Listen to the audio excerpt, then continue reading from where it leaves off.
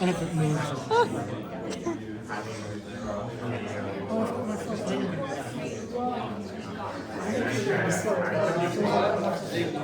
No, I don't think that's kind of courses or any classes, no. It's all, yeah, just independent research, yeah, just that basically. Not completely but yeah, basically just research, yeah. And I do give classes, but separate classes, the 7 hours of research there, Hello! Thank you everyone for coming. Welcome to our second and final Welsh Aesthetics Forum talk this semester. Just a reminder, the Welsh Aesthetics Forum is a lecture series in aesthetics that seeks to bring aesthetics to audiences in Wales. It's generously supported by the British Society of Aesthetics. And it's my great pleasure to introduce today Dr. Adriana Clavel-Vázquez, who works at Tilburg University as an associate professor and assistant professor, sorry, in America. Don't promote me. Yeah, I'm not going to promote. I can't promote. I have no authority. I would promote you. And with whose work many of you will be familiar with if you've done fiction film in year one, and if you've just done aesthetics with me or my MA, because I told you about it. So Adriana's work is on the relation between aesthetics and ethics. It's also in imagination and in a lot of other things, and also on the work of a philosopher whose name I don't remember, Sor Juana Inés de la Cruz. Awful.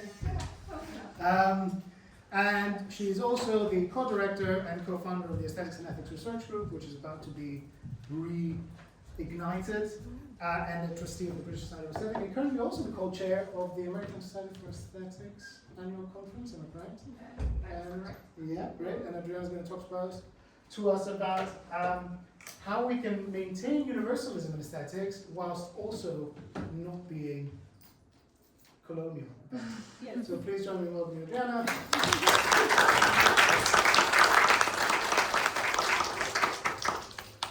Thank you very, very much for having me. So this is a newish paper, so I'm really looking forward to hearing your thoughts and feedback and so on. So I'm just going to jump straight into universalism in aesthetics. So according to universalist views of aesthetic valuing, aesthetic judgments make a claim on all aesthetic agents. And although it was for a long tradition in aesthetics a pretty uncontroversial way of thinking about aesthetic valuing, it has recently fallen out of fashion in favor of communitarian views of aesthetic value. According to communitarian views of aesthetic value, aesthetic judgments actually only make a claim on members of specific aesthetic communities. Now, I think what I take to be the main advantage of communitarianism is that these kinds of views can very easily make sense of the individual and communal dimension of aesthetic practices. They can make sense of the affective dimension of aesthetic valuing, and they can also make sense of the role that aesthetic practices play in building both our individual and our communal identities. And on the contrary, universalist views of aesthetic valuing have traditionally led to a hegemony that leads in turn to aesthetic injustices that result from aesthetic marginalization.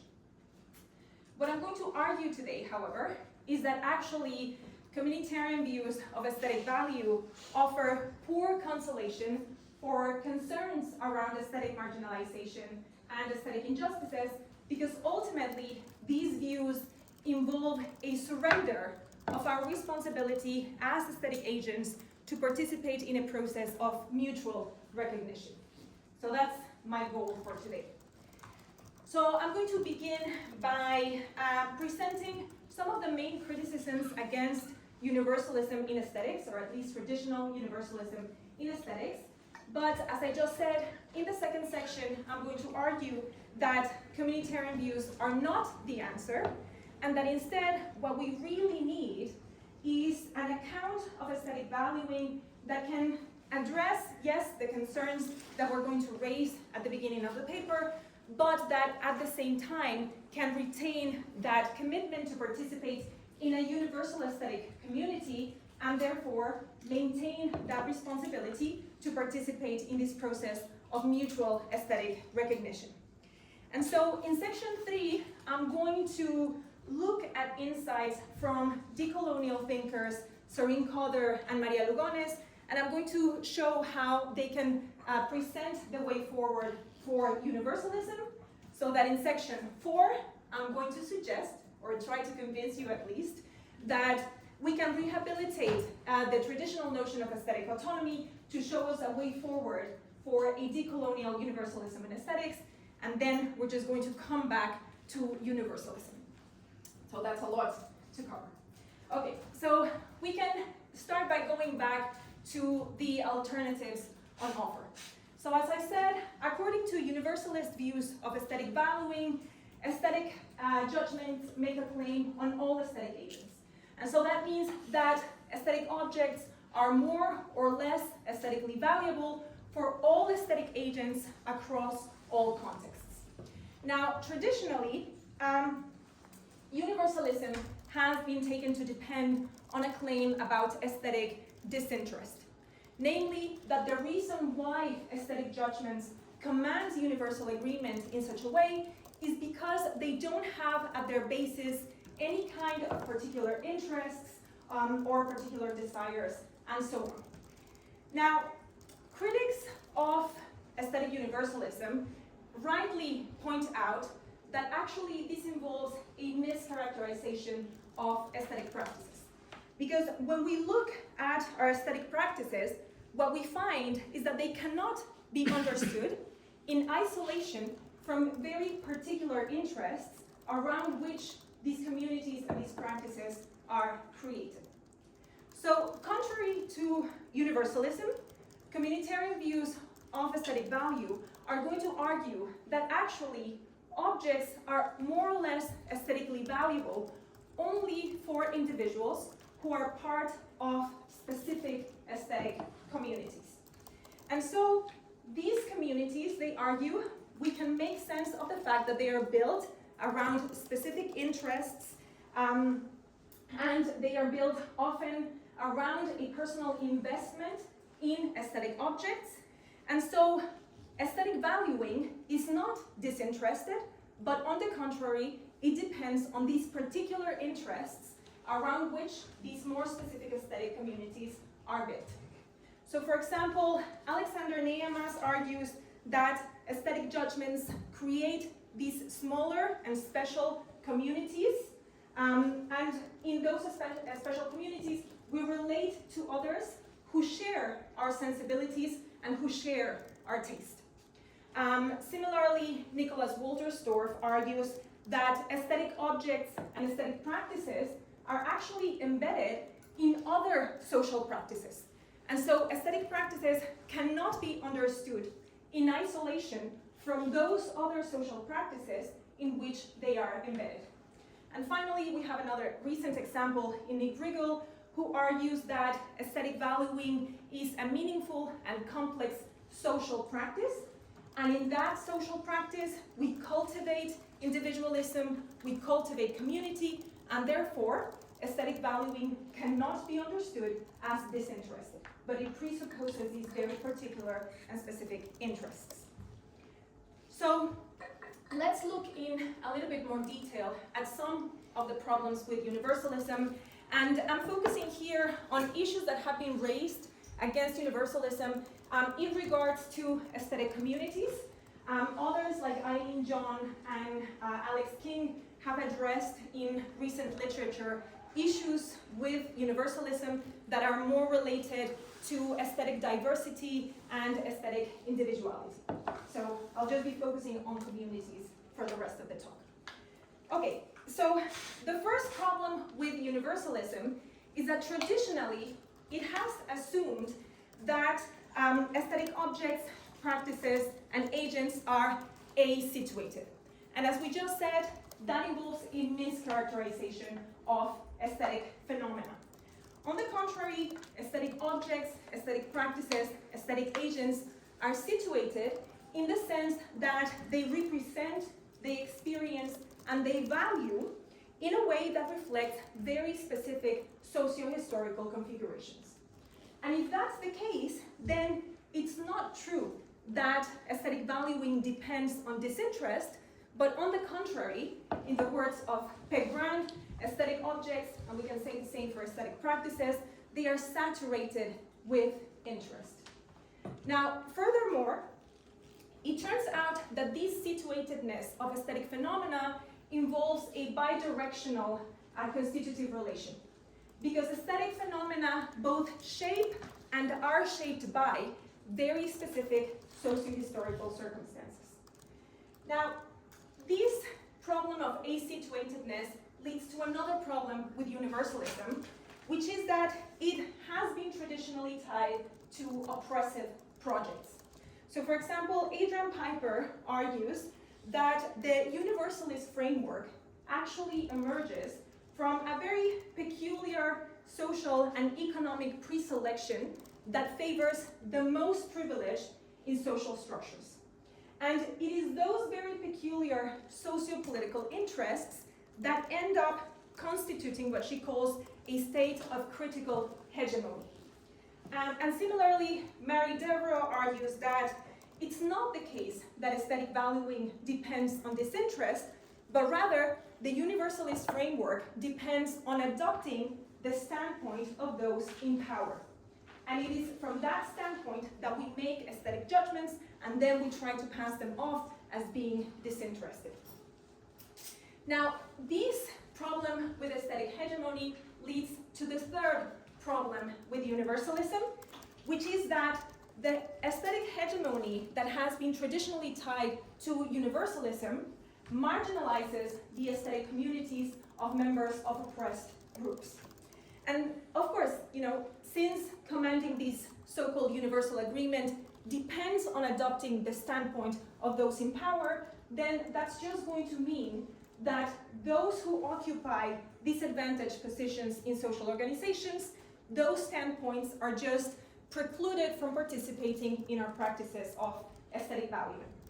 So for example, Monique Roelofs argues that universalism leaves out what she calls everyday aesthetic capacities in contexts of racialized, classed, and gendered cultural conditions. And Paul Taylor actually takes this further, because what he highlights is that it's not just that the contributions of these marginalized aesthetic communities are erased. For example, he's interested in Black aesthetic practices, but the problem is that in enacting this erasure, what we're doing is failing to recognize members of these marginalized aesthetic communities as fully and equal participants in our practices of aesthetic valuing. And that constitutes an injustice. Now, since communitarian views of aesthetic valuing just take as a starting point the assumption that all aesthetic valuing depends on a particular set of interests around which we build these special and smaller groups, then they don't seem to risk falling into any of these issues, right? They can very nicely capture the situated character of aesthetic phenomena, and of course, because they reject the idea that aesthetic judgments command this universal agreement, then they seem to avoid falling trapped to this imperialist urge to claim that the only quote-unquote legitimate aesthetic practices are those of the white Anglo-European aesthetic tradition. But, as I said in the beginning, what I'm going to argue is that if we're interested in concerns around aesthetic marginalization and aesthetic injustice, it turns out that communitarianism cannot be the answer. And I think the main problem with communitarianism is that in making aesthetic judgments relative to specific aesthetic communities, ultimately what we're doing is that we are completely abdicating of our responsibility to participate in this process of mutual recognition across aesthetic communities. And so that means that instead of coming to accept that the aesthetic objects and practices of marginalized aesthetic communities are valuable, full stop, we end up engaging in this move in which, these objects and these practices are good enough for them. And so my worry is that if we are concerned with aesthetic injustices, then these could, at best reveal a kind of condescension behind which lies the assumption that while these aesthetic practices and aesthetic objects might be good enough for them, marginalized aesthetic practices, they have nothing to offer to out members. But I also worry that theorizing from this, lack of preoccupation with commanding universal agreement could just be betraying the privilege of those, from whom this universal agreement has never been withheld. Putting that aside, I think the biggest problem with communitarian views is that, as I said, surrendering the need for these mutual aesthetic recognition fails to take into account the centrality of the aesthetic phenomena in sustaining oppressive projects. So for example, in arguing against universalism in aesthetic, Neamas identifies a presumed difference between the aesthetic and the moral domains. And so he says, the values of morality bind us to one another. They move us to expand the circle of our concern as widely as we possibly can, and for that reason, both exploit and generate similarities among us. Aesthetic values have a narrower domain. They direct us towards smaller and more special groups, which stand out against the rest of the world, and from within which it is possible for us to stand out. But I think theorizing from this contrast is misguided. I think that, as highlighted by critics of universalism, aesthetic valuing has actually been central to excluding from the circle of our moral concern members of oppressed groups. I think that aesthetic and moral values actually go together in this task of binding us to one another. And if that's the case, then communitarianism just cannot be the answer.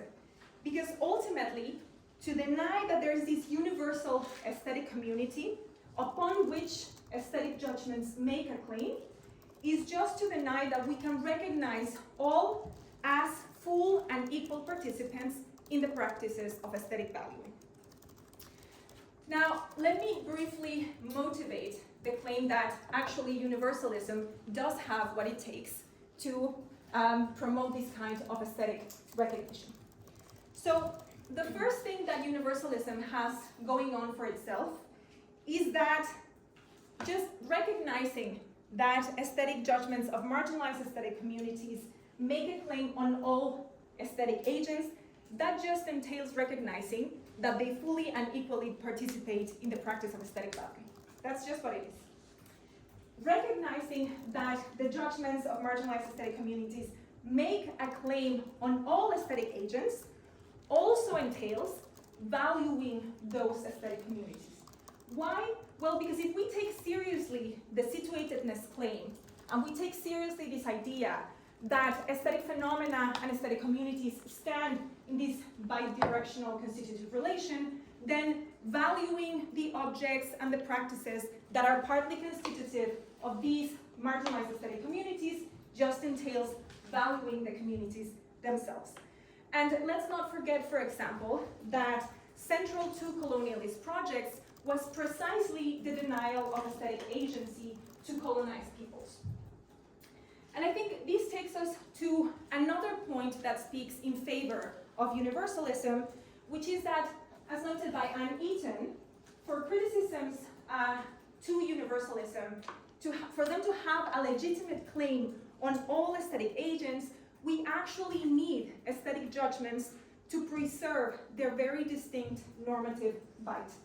I think that if we take the criticism seriously, as I think we should want to be able to say that all aesthetic agents have reasons to appreciate the objects valued by marginalized aesthetic communities, rather than thinking that it's only up to their members. So for example, the problem has never been that the Purépecha people fail to recognize the value of mask making. Right? The problem is that Purépecha mask making as an aesthetic practice is not recognized as valuable by the hegemonic aesthetic tradition. Now, furthermore, I think that we should want to be able to say that the normative claim that these criticisms have on all aesthetic agents is aesthetic. I think it would just go against the spirit of the criticisms to say that we have moral or political reasons to value, say, Purépecha mask making, even if we don't find it aesthetically valuable. And to be able to make sense of the aesthetic dimension of the criticisms, and to be able to make sense and ground the normative claim that these criticisms make on all aesthetic agents, we need something like aesthetic universalism. Then finally, I think that even if we attend to the moral and political goals behind the criticisms, and we attend to the moral and political goals that support this mutual recognition, I want to highlight that these moral and political goals can only be served by engaging in aesthetic recognition. So, for example, critics of universalism rightly point out that this so-called disinterest is really only a mask for the interests of those in power.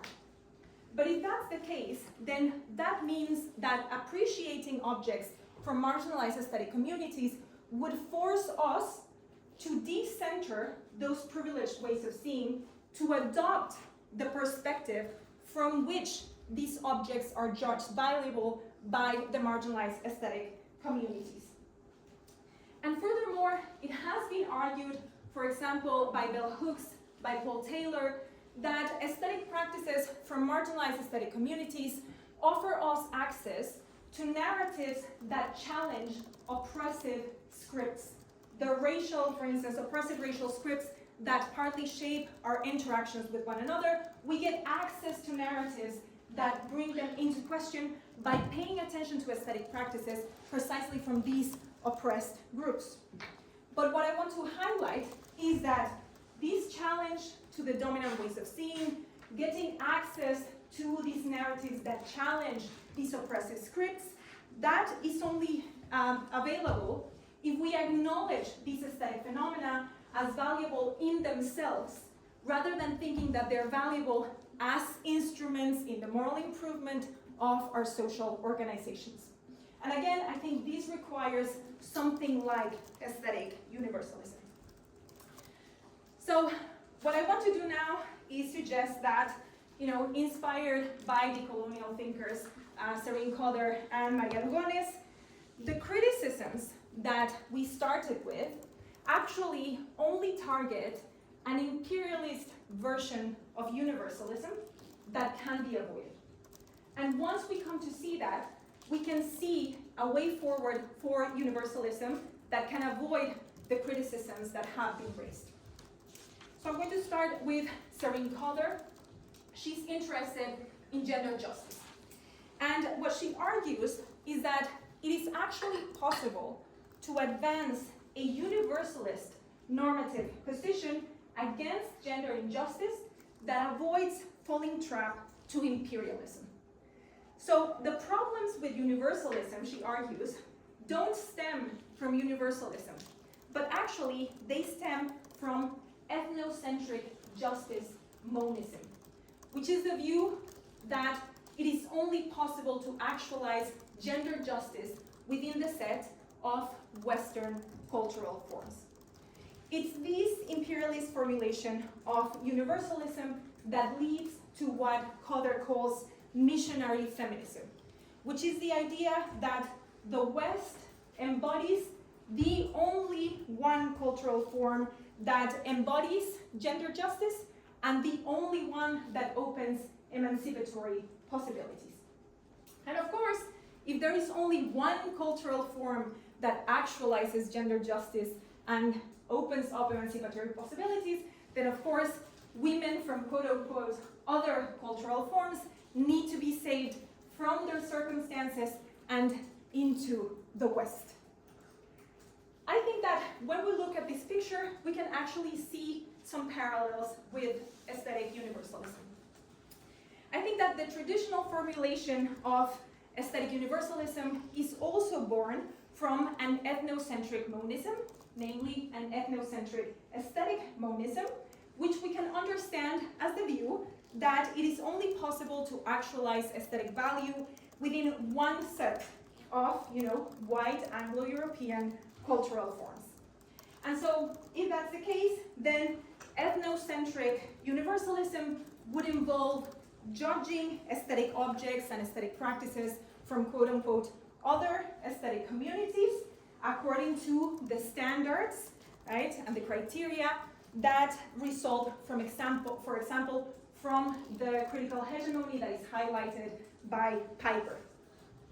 And so accordingly, a missionary aesthetics would involve the idea that quote-unquote other aesthetic traditions need to be saved to the one cultural form that actualizes aesthetic value. And for example, this is the idea that is criticized by Bell Hooks and Segu, that quote-unquote other aesthetic traditions only become art with a capital A when they are appropriated by the white Anglo-European tradition. So if we want to decolonize aesthetic universalism, what we need to start with is rejecting ethnocentric aesthetic monism. That is, we need to reject the idea that there is only one set of cultural practices that actualizes aesthetic value, namely, those of the white Anglo-European aesthetic tradition, and we should reject the idea that the normative standards under which we make aesthetic judgments are precisely those that follow from the one cultural form that actualizes aesthetic value. And to see how that rejection might look like, what I propose is that we look at Maria Lugones's playful world traveling. Because I think that when we think about aesthetic world traveling, we can see what the opposite of the missionary tendencies of this imperialist universalism in aesthetics can look like. So very briefly, Lugones's notion of a world involves a description of a very specific way of engaging with socio-historical circumstances that results from occupying a particular position in these social structures. And what she points out is that individuals often inhabit various worlds at once, and she highlights that we normally travel among these worlds as we have to adjust to the different aspects of our lives, and we adjust to what these aspects of our lives ask from us. Now, in particular, Lugones highlights that members of oppressed groups, and in particular women of color, are especially good at these world traveling just as a matter of survival. They constantly have to engage in this changing of perspective to come to see what specific circumstances call for them.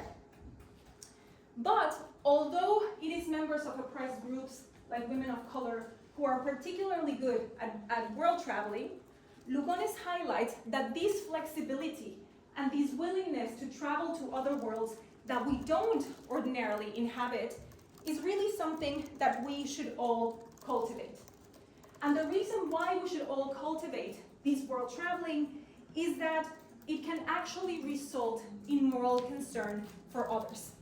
Because traveling to worlds that we don't ordinarily inhabit can open up a deeper kind of understanding of others, which in turn can lead to moral concern. And so what she argues is that only when we have traveled to each other worlds will we have achieved this mutual recognition. Now, interestingly, which will be relevant, I think, for the case of aesthetics, she doesn't think that this mutual recognition and this world traveling is going to necessarily lead to an intimacy with others and an intimacy with the world that we inhabit. But nevertheless, it is still the case that by engaging in this world traveling, we can access a deeper kind of knowledge, a deeper kind of understanding, and ultimately, in some cases, that can yield some degree of intimacy with the relevant world and with others. Now, interestingly, when it comes to world traveling, Lugones is going to highlight that the attitude that should characterize this traveling is not the imperialist attitude of conquest, but instead, what she's proposing is a playful world traveling. A playful world traveling that is characterized by an openness to the possibilities that are available to us within that world. And crucially, this is going to involve a certain degree of surrender. Surrender to who we can be in the worlds that to which we travel, and it will involve an abandonment of, who we are in the worlds that we ordinarily inhabit. So I think that a decolonial... Stop working. Oh, that's nice, isn't it? Yeah. I mean, that's a nice slide too. There. Okay. So I think that a decolonial aesthetic universalism can be built on this idea of world traveling. So aesthetic judgments command universal agreement.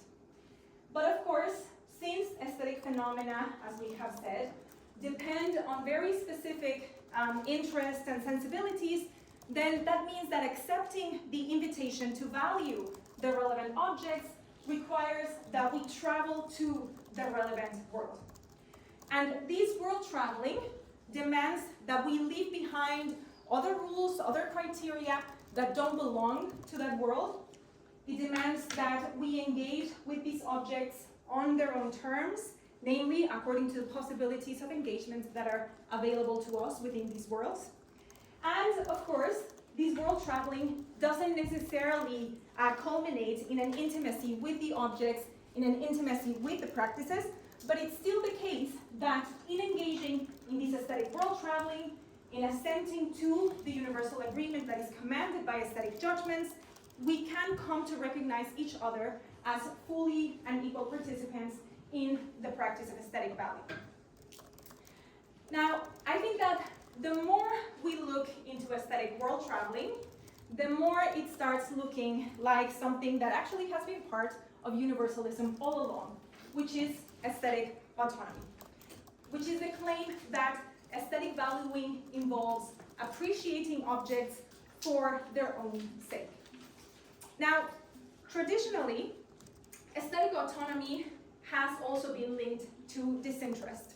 So traditionally, it has been thought that appreciating objects for their own sake depends on adopting a so-called neutral standpoint that doesn't take into account any particular interests. But as we have seen, that doesn't work because aesthetic phenomena are situated. They depend on very specific interests, and therefore aesthetic valuing is always going to assume a specific set of interests that are relevant for appreciating the objects.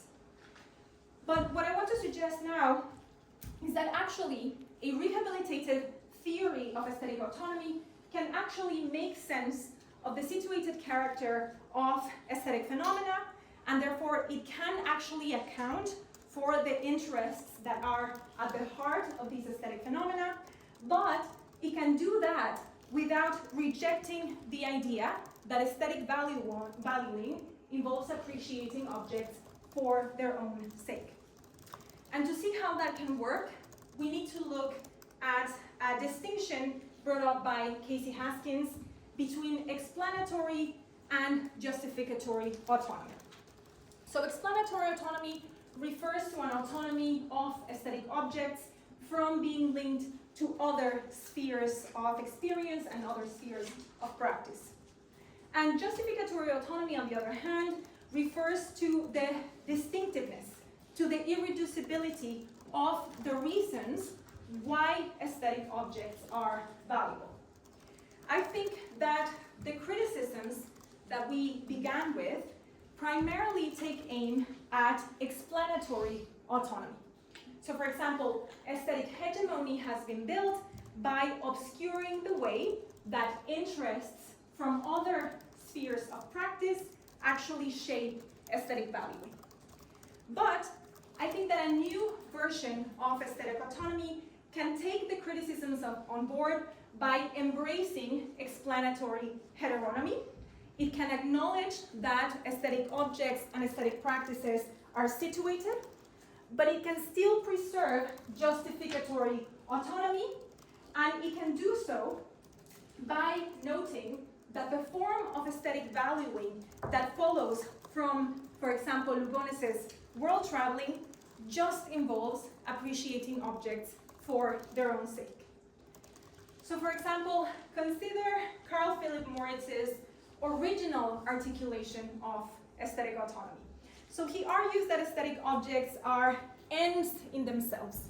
He argues that they display what he calls an immanent purposiveness, an internal purposive organization. And so he says, when regarding the beautiful object, I roll the end out of myself and back into the object itself. I regard it as something that is not complete in me, but is rather complete in itself, that thereby constitutes a totality in itself and affords me pleasure for its own sake. I do not so much give the object a relation to myself as I give myself a relation to it. So aesthetic autonomy and aesthetic valuing don't depend on this interest. Rather, they depend on an interest in aesthetic objects as totalities in themselves. And so in aesthetic valuing, what we do is precisely this. We enter into a relation with aesthetic objects in which we relinquish not interests in general, but we relinquish our particular interests, and we do so to take on the interests that are relevant for the object, and we take them on as they are fulfilled by the object in itself. And so the relevant attitude for aesthetic valuing is precisely one of surrender. It is one attitude that surrenders itself to the immanent purposiveness of these aesthetic objects.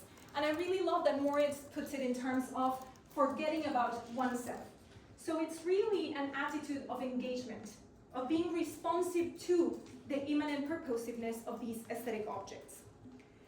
So I think that if we put together this notion of immanent purposiveness with the situated character of aesthetic objects, what we end up with is a theory of aesthetic autonomy according to which the immanent purposiveness of aesthetic objects is, yes, constituted by a very particular set of socio-historically situated interests. But what I want to highlight is that once the object has been constituted in this way by its socio-historical location, aesthetic objects actually end up becoming these self-contained totalities in themselves. And so aesthetic agents enter into a relation with objects purely for their own sake, and insofar as they forget about themselves and they respond to the immanent purposiveness of aesthetic objects. And again, this immanent purposiveness of aesthetic objects is always going to include reference to socio-historically situated interests, because those are constitutive of aesthetic phenomena, but it's still the case that aesthetic reasons and aesthetic judgments should have at their basis those interests only as thematized and as fulfilled in these objects understood as complete in themselves. And so appreciating aesthetic objects for their own sake just involves being responsive to the socio-historically situated interests that structure the immanent purposiveness of these objects. And aesthetic world traveling just involves traveling to adopt the socio-historically situated interests for the purpose of appreciating objects for their own sake. And so aesthetic judgments make a claim on all aesthetic agents, because if we engage in this aesthetic world traveling, then we are in a position to see how and why the object is judged valuable. Okay, so where does this rehabilitated aesthetic autonomy leave us in regards to universalism? I think that what we can say is that from the fact that aesthetic objects and aesthetic practices and aesthetic agents, all these aesthetic phenomena are situated, yes, but that doesn't mean that aesthetic judgments don't make a claim on aesthetic agents who are differently situated. I think that all that follows is that aesthetic agents need to attend to the relevant interests in order to be able to be in a position to judge these aesthetic objects. And I think that aesthetic agents can do that just by appreciating objects for their own sake, on their own terms. Now, note that the universal claim of aesthetic judgments doesn't entail that aesthetic agents are going to fully occupy the position of aesthetic communities to which they might not belong. All the universal claim requires is that we approach aesthetic objects on their own terms, leaving behind interests that are foreign and adopting the socio-historically situated interests under which the judgments make sense. So while traditionally universalism has been taken to assume a-situatedness, I think that we can see that there's a way to make sense of universalism in a way that it just involves being responsive to the situated character of aesthetic objects and aesthetic practices as they structure, the immanent purposiveness of aesthetic objects.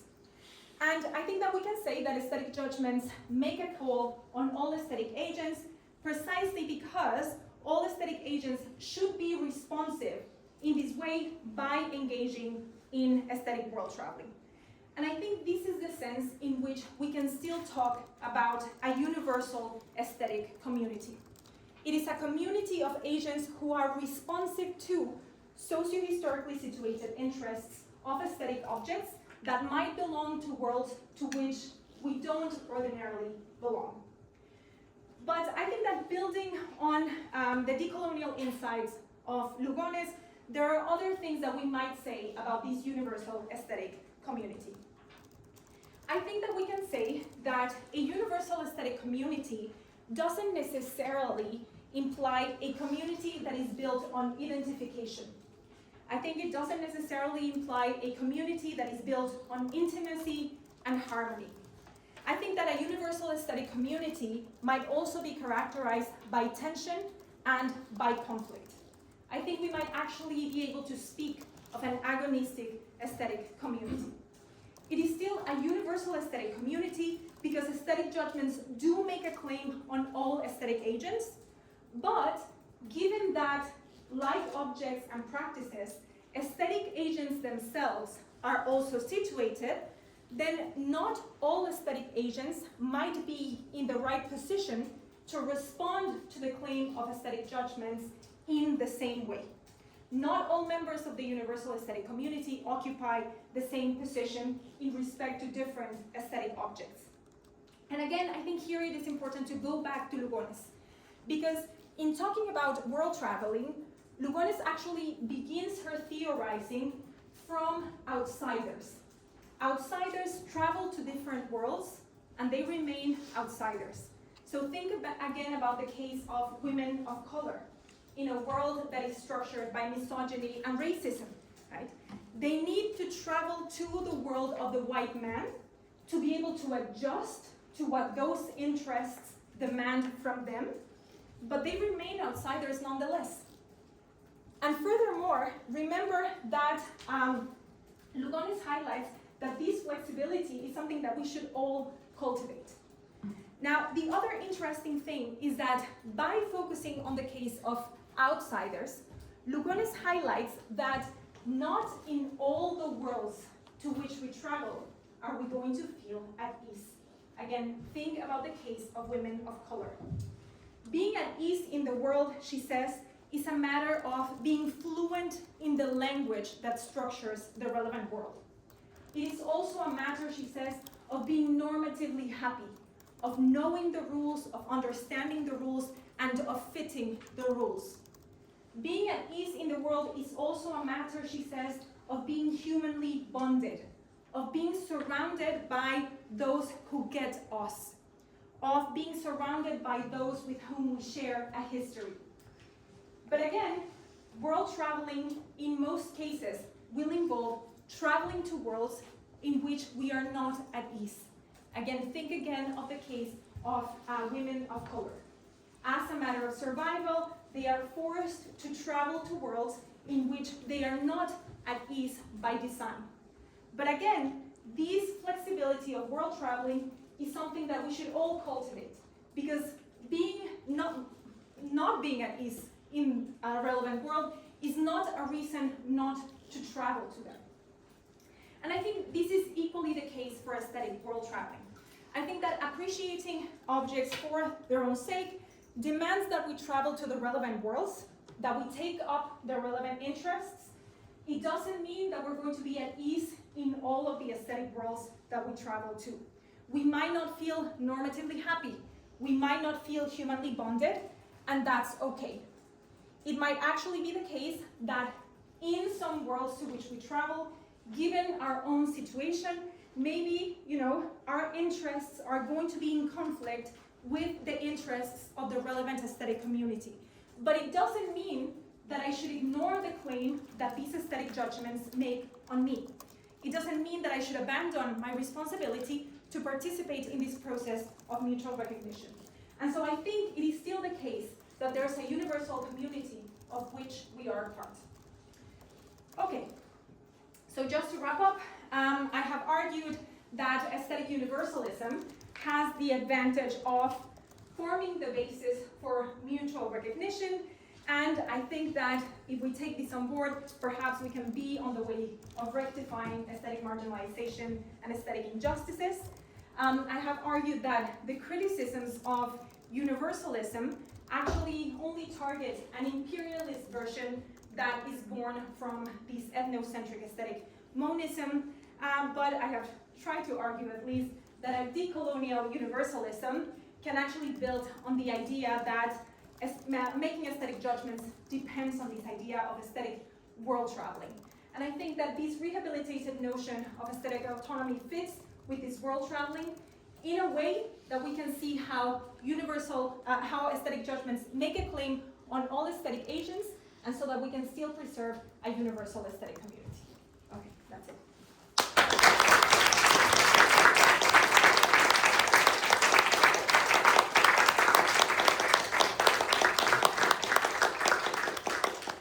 Like 2-3 minute break to stretch your limbs and things, and continue with the questions. Okay.